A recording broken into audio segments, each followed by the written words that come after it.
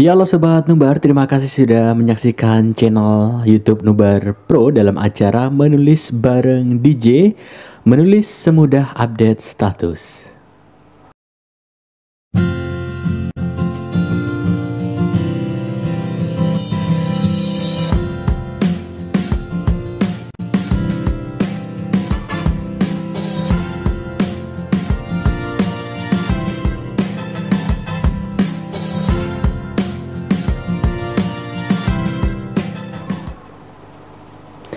Nah, pada kesempatan kali ini kita akan membicarakan materi tentang fiksi, Kang, ya. Fiksi, iya. Jika tadi sebelumnya pernah kita singgung 5W plus 1H di fiksi juga Non fiksi. yang not fiksi ya sebelumnya. Iya. Nah, sekarang di bagian fiksi juga ada 5W plus 1H. Lebih spesifik. Lebih detail lagi ya. Iya. Nah, untuk pembahasannya, judul kita kali ini adalah memanfaatkan 5W plus 1H untuk menggali ide tulisan. Tapi sebelum lanjut nih, jangan lupa untuk subscribe, like, komen, dan share, serta aktifkan loncengnya untuk mendapatkan konten-konten lainnya seputar dunia literasi atau kepenulisan, tips dan trik dari Kang DJ sendiri tentunya. Oke. Baik nih Kang, sebelum lanjut, sebetulnya seberapa pentingnya 5W plus 1H ini ketika kita mau membuat tulisan fiksi? Benar sekali. Baik, Sobat Nubar semuanya, kali ini saya akan membahas atau memaparkan tentang manfaat 5W 1H untuk menggali sebuah ide tulisan. Ya, jadi Sobat Nubar silakan persiapkan kembali alat tulisnya, persiapkan kembali laptopnya atau HP-nya untuk menulis sesuatu yang penting. Nah, walaupun tayangan ini bisa diputar ulang kan, karena insya Allah tidak membosankan ya di tayangan kita betul. ini, karena ilmu kita insya Allah sangat luar biasa, sangat bermanfaat sekali. Nah, ini Kang, kalau tadi Kang Aan menanyakan tentang seberapa penting tentang masalah 5W 1H ya, itu bahwa 5W 1H ini adalah unsur atau suatu pondasi dasar dalam sebuah tulisan. Jadi siapapun yang akan menulis buku, maka 5W 1H ini adalah sebagai acuan, sebagai kuncinya untuk membuka, sehingga nanti dia akan masuk ke dalam sebuah tulisan-tulisan yang dimana itu dari A sampai Z yang akan diramu menjadi sebuah kata, kalimat, paragraf, dan sebuah buku nantinya. Nah, Biar lebih menarik Kang ya. Iya, ini tidak lepas dari sebuah kunci dengan 5W 1H atau biasa kita sebut dengan adik Simba. Nah, ini lebih mudah ya Sobat Nubar dengan mengucapkan adik Simba, karena kalau ditanya 5W 1H itu apa aja sih? Karena suka bingung dari mana dulu ya gitu. Iya, kalau yang suka belibet gitu. Kalau adik Simba kan lebih dapat gampang diartiin gitu. Iya, lebih mudah diingat juga kan ininya. Nah, di sini adalah 5W 1H. Sebelum saya paparkan satu persatunya, bahwa saya mengenal 5W 1H ini Kang adalah ketika saya masuk sebuah komunitas kepenulisan, itu di tahun 1997 ya kalau nggak salah, atau 90, saya lupa lagi, 97 atau 98 itu saya lupa lagi, itu di Bandung. Itu saya tepatnya adalah di sebuah universitas Widya Utama kalau nggak salah ya, di daerah Cikutra. Nah, ini pertama kali ada komunitas yang mendirikan di sana, komunitas terkenal kita lah di Indonesia, sangat terkenal, dan saya masuk di komunitas itu. Jadi kesibukan saya sebagai ketua OSIS, kesibukan saya di sekolah itu sebagai ketua Paskibraka Kota Bandung dan ketua OSIS, angklung juga kan, dan beberapa ekskul di sekolah, saya menyempatkan untuk ikut di komunitas itu. Nah, barulah saya tahu tentang namanya unsur atau rumus 5W 1H ya. Itu baru tahu bahwa ternyata sekarang anak saya itu SD kelas 3 sudah dikasihkan tentang rumus 5W 1H. Sedangkan saya mengenal rumus itu adalah ketika saya SMA. Itu pun bukan di sekolah. Ingat, bukan di sekolah yang memberitahu tentang 5W1H.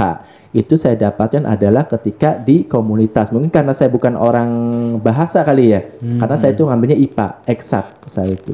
SMA-nya sehingga tidak ada pelajaran bahasa Tapi kalau setahu Indonesia. saya waktu saya masih sekolah SMA sih itu dijelasin juga 5W 5W1H. Karena atau tahun 2000 bahasa masuknya atau apa? IPS. IPA sih jatuh. Oh, tapi ada ya? Ada disinggung. Cuma nggak detail banget sih. Kalau di saya justru nggak mengenal tuh yang namanya itu ya. Saya benar penulis tapi saya tidak tahu tuh tentang 5W1H itu. Yang saya tahu itu ketika saya masuk komunitas itu baru dikasih tahu bahwa kita belajar dasarnya adalah di 5W1H. Baru masuk tuh dari 5W1H itu ke outline. Dulu bukan outline namanya, itu masih kerangka karangan ya. Iya, kerangka karangan. Baru masuk ke sana. Nah, saya ngikutin itu sampai berapa lama lah, sekitar 1 tahun lebih. Dan dari situlah bermodalkan 5W1H saya menjadi penulis, Kang. Itu sangat luar biasa. Jadi ketika saya memahami tentang 5W1H, saya sudah bisa menulis buku dan bisa diterbitkan oleh kumpulan cerpen, Anida, Anita, Cemerlang, itu saya udah Banyak ya? masuk. Iya itu. Zaman dulu itu honor saya masih Rp750 per cerpen yang masuk. 500 750 rupiah. Iya itu. Itu saya ngetiknya itu sewa itunya, sewa mesin tik brothernya itu untuk sehari itu Rp200. Sehari ya. Sehari. Untuk saya ngetik itu Rp200. Dan saya itu ngirim weselnya kan dulu pakai wesel kan, pakai pos. Ngirim posnya itu dengan perangko Rp50 dulu itu. Rp50 saya pakai perangkonya itu. Nah, jadi itu luar biasa zaman dulu kalau kita sudah bisa menulis dan bisa tembus pada suatu majalah, itu akan menjadikan naik citra kita itu, seorang penulis kita akan naik. Dan saya itu dulu nama Jadi Penasa lebih itu semangat lagi kan ya. Nama Penasa itu banyak kan. Dulu itu berganti-ganti, jadi setiap judul ganti gitu. Karena masih mencari jati diri kita. Karena dulu itu saya belum mengenal tentang nama pena itu apa sih dan sebagainya. Yang penting saya menulis udah pakai nama samaran, ya udah saya pakai nama samaran. Gitu kan. Jadi ini perkenalan saya mengenal tentang 5W1H. Jadi saya bukan di bangku sekolah mengenal itu. Nah, saya mengenalnya adalah ketika masuk sebuah komunitas kepenulisan. Itu baru saya kenal dengan 5W1H. Dan alhamdulillah Kang, dari mengenal 5W1H ini jadikan modal buat saya untuk menulis. Dan ketika kita semakin paham, diaplikasikan, dipraktikkan, maka akan terjadi Kang, bahwa menulis itu sangat mudah. Yaitu dulu saya itu menulis cerpen, dulu masih cerpen, saya bukan penulis non fiksi, saya masih penulis fiksi. Itu nulis fiksi itu, nulis cerpen saya ngejar deadline biasanya. Misalkan di majalah Anita saya ngikut, di Cemerlang saya ikut, di Anida saya ikut, di PR harian umum PR ya, pikiran rakyat itu di Bandung terkenal, Jawa Barat itu terkenal. Saya ikut juga itu, saya ikuti Percil. Percil itu adalah PR kecil, jadi untuk anak-anak. Setiap terbit itu kalau nggak salah hari Minggu dulu itu, kalau hari Ahad itu dia terbit. Nah dari situ saya alhamdulillah dari nulis-nulis itu saya bisa kebeli. Zaman dulu masih pager ya. Apa itu Kang? Pager itu kayak HP, jadi dia hanya menerima SMS itu, jadi pager Kang. Belum ada handphone dulu itu, tahun segitu belum ada handphone, saya masih menggunakan pager. Alhamdulillah bisa beli pager dengan saya aja harga malah nggak kenal. 100.000 harganya Kang itu. Saya bisa beli pager, terus ngetren Tamagotchi. Nah, Tamagotchi. Kenal Tamagotchi ya. Nah, itu dari 5W1H saya bisa membeli barang-barang seperti itu. Jadi modal 5W1H itu bisa kaya, emang bisa kaya Kang. Benar, itu bisa kaya kalau kita bisa memanfaatkan ilmu itu semanfaatnya sebaik-baik mungkin. Nah, saya baru pakai pager itu level saya naik dong gitu ya. Yang tadinya saya tidak punya, akhirnya saya bisa gaul dan orangnya pakai pager. Karena di lingkungan sekolah itu kalau orang punya pager maka dia itu anak gaul, anak yang keren lah gitu ya.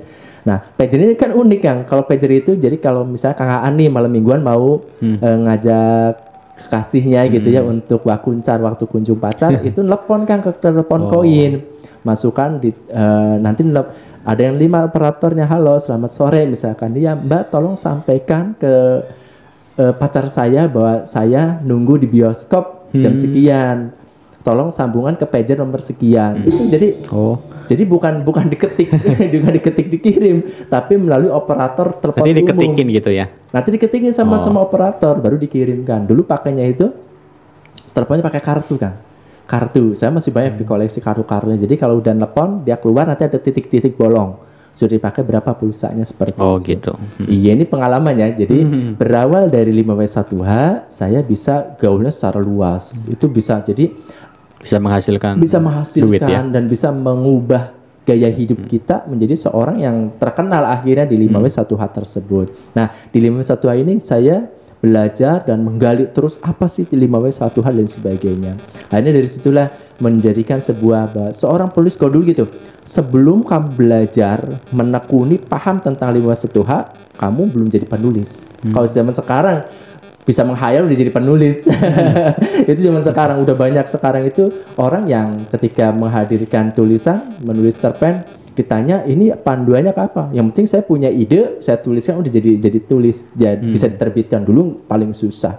Dulu susah banget Kang, karena dulu itu pesaingnya kalau sudah masuk ke buku-buku itu dilihat itu siapa nih pelopor utamanya, misalnya dulu kan ada Pipit Senja gitu ya. Ada Banggong itu ya, terus ada Bunda Helpi, ada Bunda Asma, iya ada. Itu karena pelopor komunitas itu ya, Bunda Helpi sama Bunda Asma.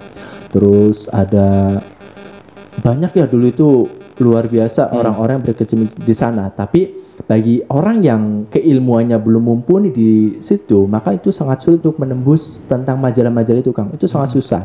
Beda dengan sekarang. Sekarang nerbitin buku lebih mudah. Itu tapi untuk tembus ke majalah paling susah kalau sekarang itu ya. Kalau zaman dulu itu tahapannya dia harus tembus majalah baru nulis buku. Kalau sekarang itu nulis buku lebih mudah, ke majalah lebih susah.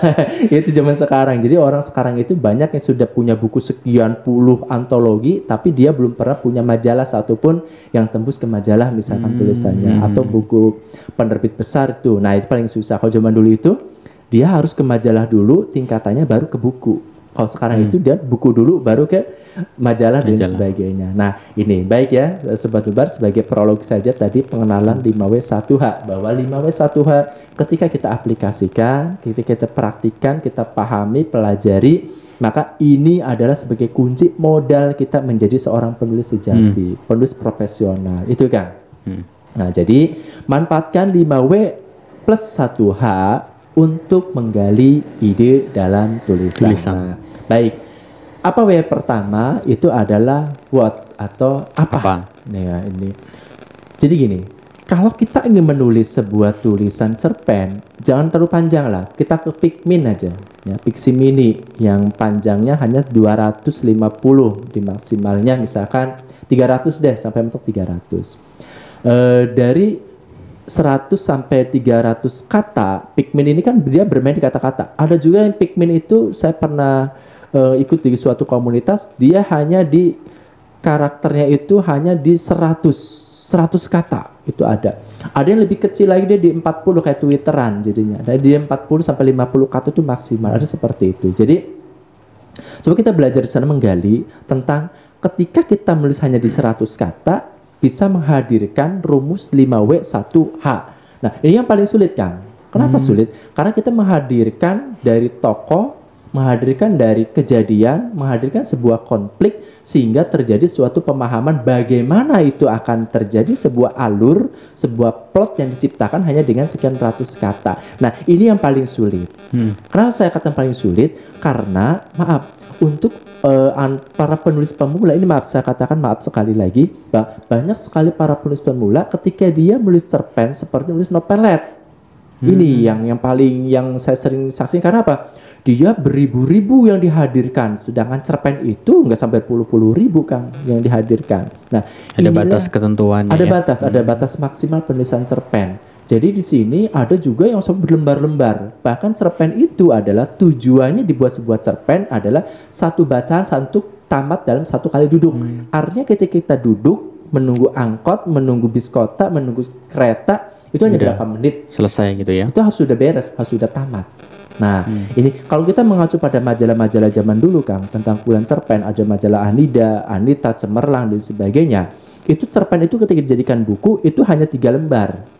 3 halaman, 3 halaman, 4 halaman itu udah mentok. Itu sudah selesai cerpen itu. Nah, sekarang ketika kita membaca sebuah buku-buku antologi cerpen, itu ada yang sampai 10 halaman.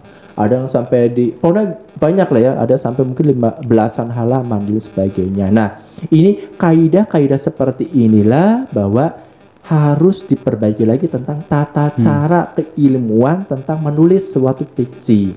Nah, ketika saya tanya, kamu nulis gini banyaknya, sehingga dia plotnya muter di situ-situ aja, alur pun tidak kentara seperti apa alurnya, menggunakan rumus apa? Nah, kata dia, jawabannya enak.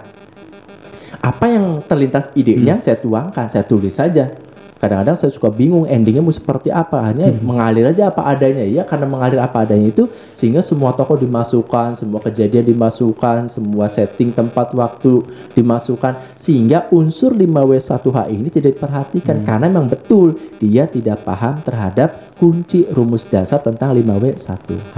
Tapi walaupun sebenarnya tadi menulis mengalir itu tetap boleh sah-sah aja ya. Bukan salah lagi, emang itu harus wajib ya. fiksi itu mengalir. Tapi ingat, dia harus berpedoman pada 5W1H. Nah, yang pertama adalah apa. Jadi apa ini ditulis bahwa apa yang akan diangkat cerita yang saya tulis ini.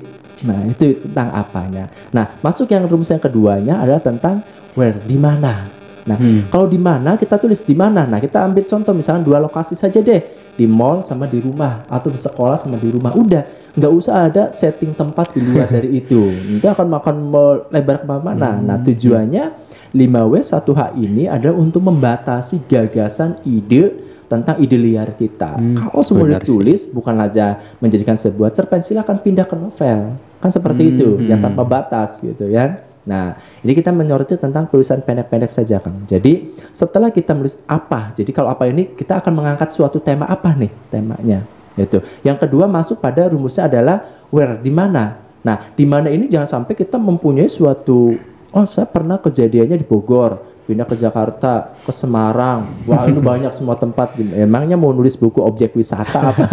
Nah, itu jangan sampai terjadi. Nah, ini kita ambil dua tempat, misalkan where, di mana kejadiannya. Oh, kejadian ini adalah di mall atau di sekolah dengan di rumah, udah cukup.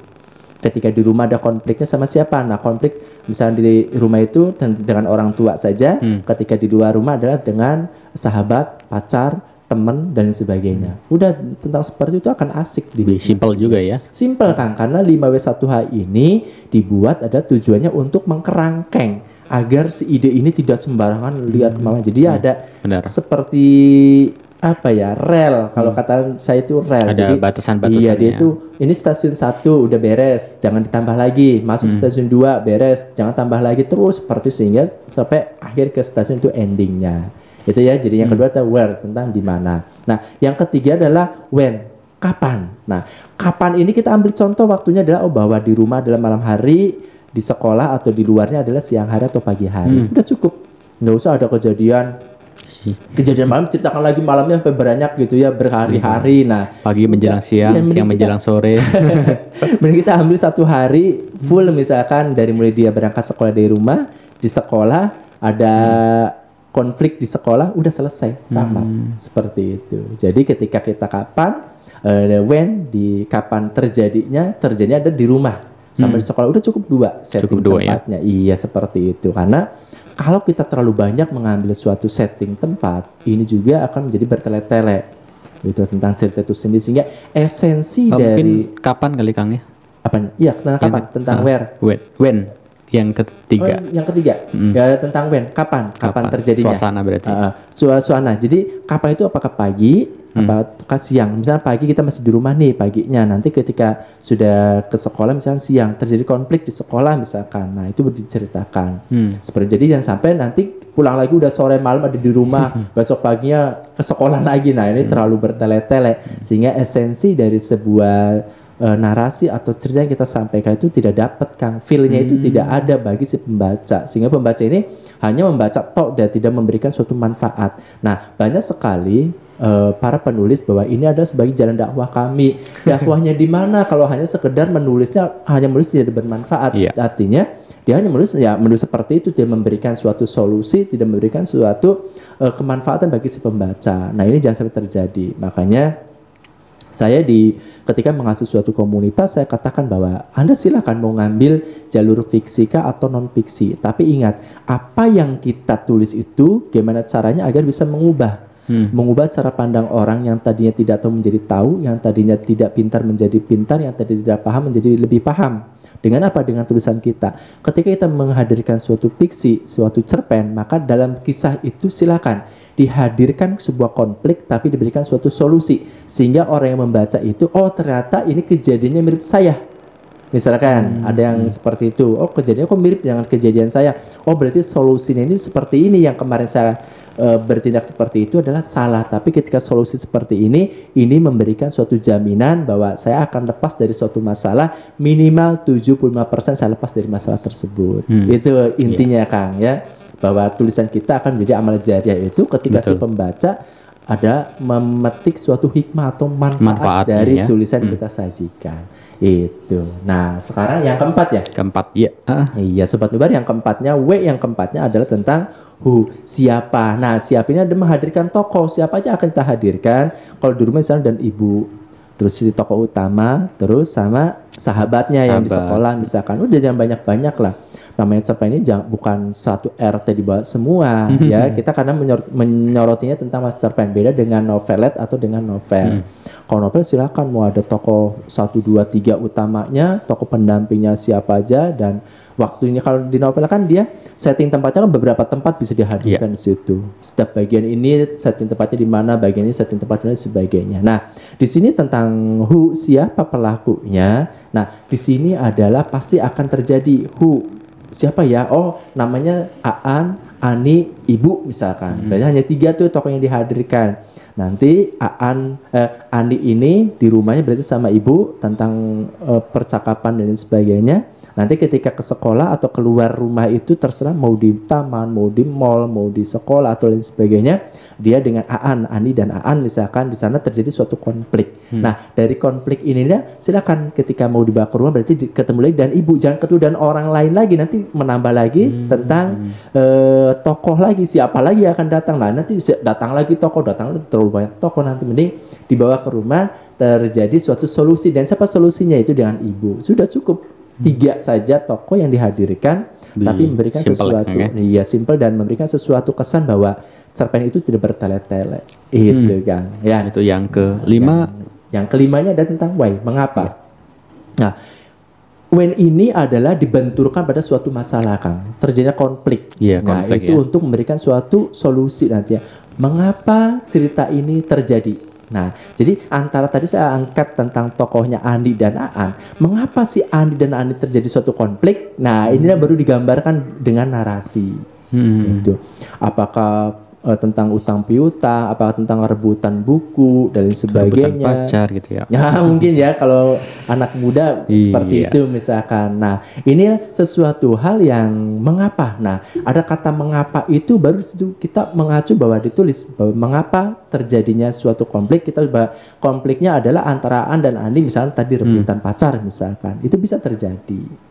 Walaupun tidak dihadirkan orang yang ketiganya, pihak ketiga nggak usah dihadirkan, karena kalau dihadirkan memperpanjang lagi nantinya. Kamu memperpanjang apa?